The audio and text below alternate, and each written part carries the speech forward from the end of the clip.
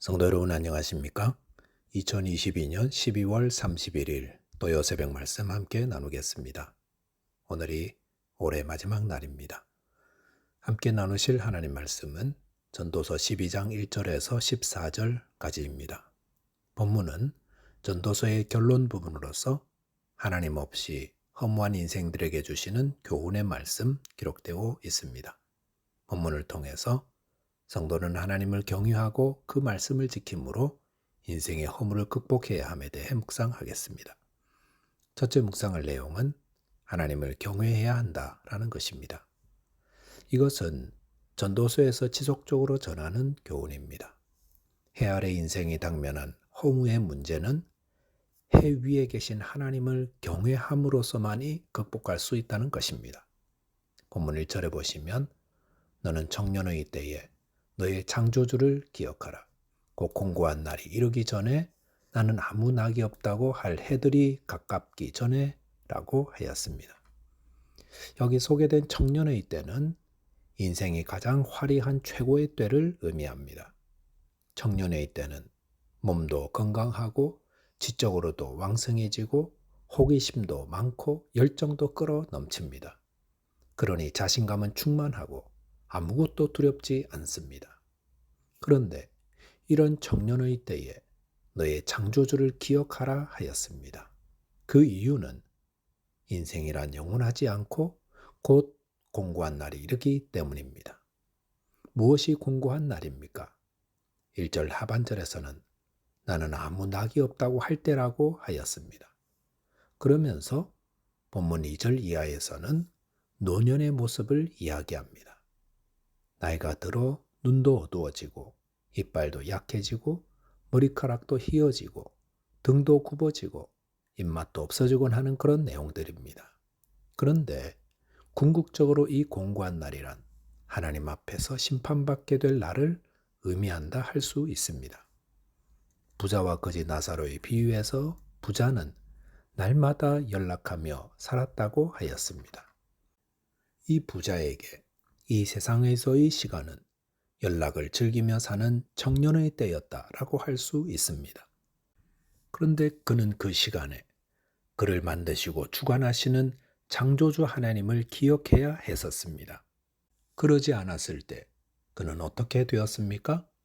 죽음 후에 음부에서 더 이상 아무 낙이 없는 곳에 이르게 되었는데 거기서는 아무리 아브라함의 이름을 부르고 자비를 부르짖어도 소용이 없었습니다.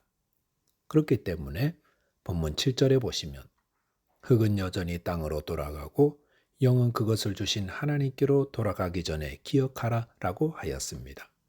여기서 흙은 땅으로 돌아간다는 말은 우리의 육신의 죽음을 의미합니다. 저와 여러분의 육신은 흙으로 만들어졌고 예외 없이 다 죽어 땅으로 돌아가게 됩니다. 단 우리의 영은 그것을 주신 하나님께로 돌아가게 됩니다. 그 죽음이 임하기 전에 우리는 나를 창조하신 하나님을 기억해야 합니다. 기억한다는 것은 하나님께서 존재하신다는 사실을 인식하고 또한 그분이 명령하신 말씀에 순종하며 살라는 의미입니다. 성도 여러분, 우리는 모두 죽습니다.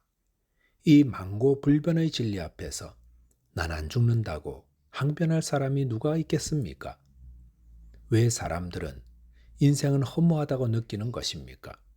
그것은 장차 죽게 될 인생이면서도 하나님을 기억하지 못해서 그렇습니다. 나를 창조하신 하나님을 기억할 때 살아갈 이유와 목적이 생기는데 그것을 모르니 허무할 수밖에 없는 겁니다. 가나나이 때에 외국에 입양되었던 사람들이 왜 장성하여서 자신을 낳아 입양 보낸 어머니를 찾으려 하는 겁니까?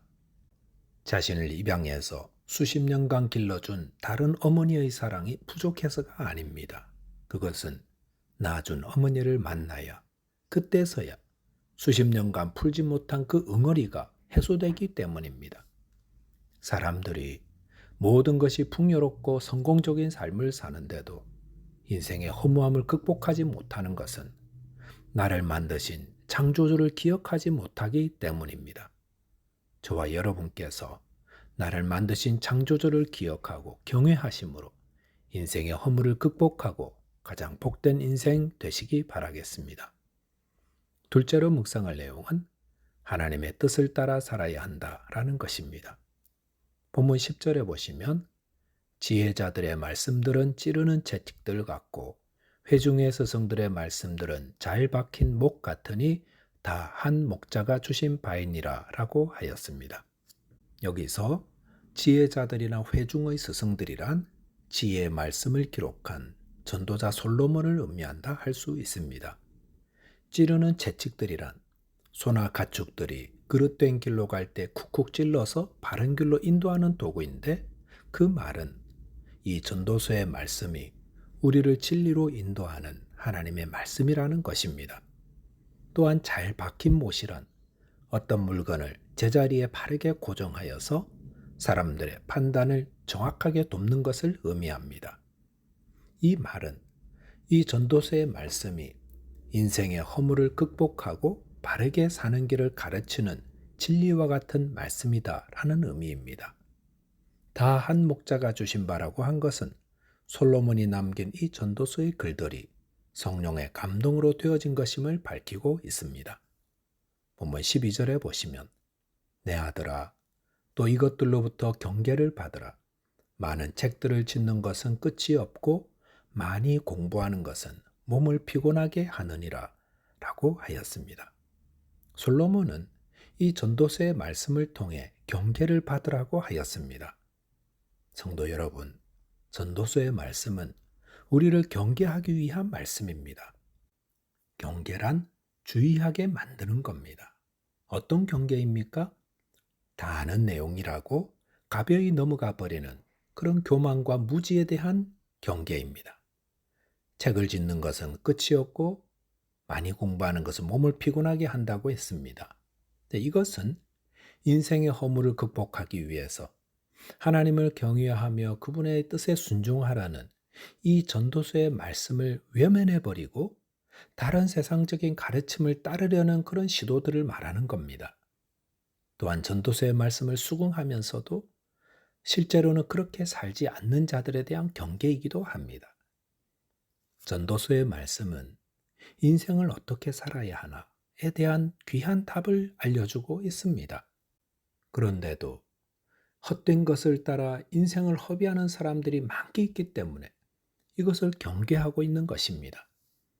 본문 13절에 보시면 이러의 결국을 다 들었으니 하나님을 경외하고 그의 명령들을 지킬지어다. 이것이 모든 사람의 본분이니라 라고 하였습니다. 23절, 14절은 전도서의 결론입니다.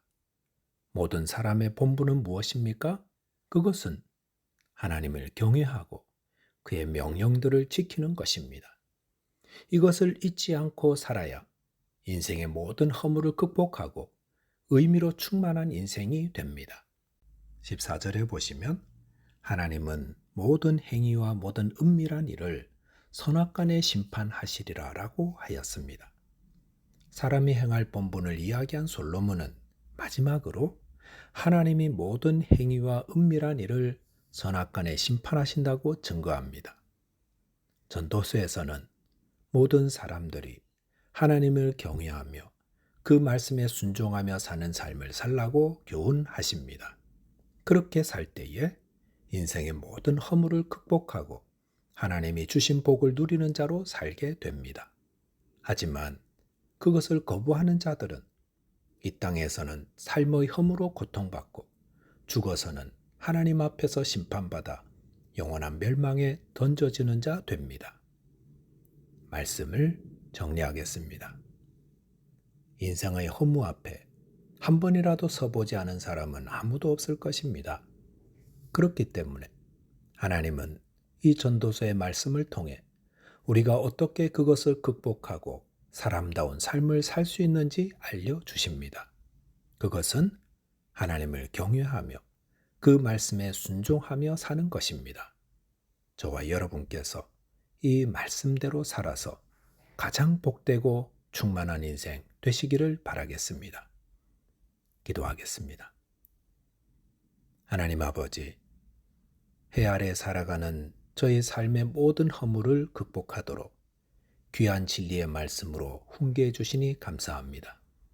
저희 모두 하나님을 경외하며 또 하나님의 뜻에 온전히 순종하는 복된 인생 되게 하여 주옵소서. 예수 그리스도 이름으로 기도하옵나이다. 아멘. 네, 오늘도 주 안에서 복되고 형통한 하루 되시기 바라겠습니다. 감사합니다.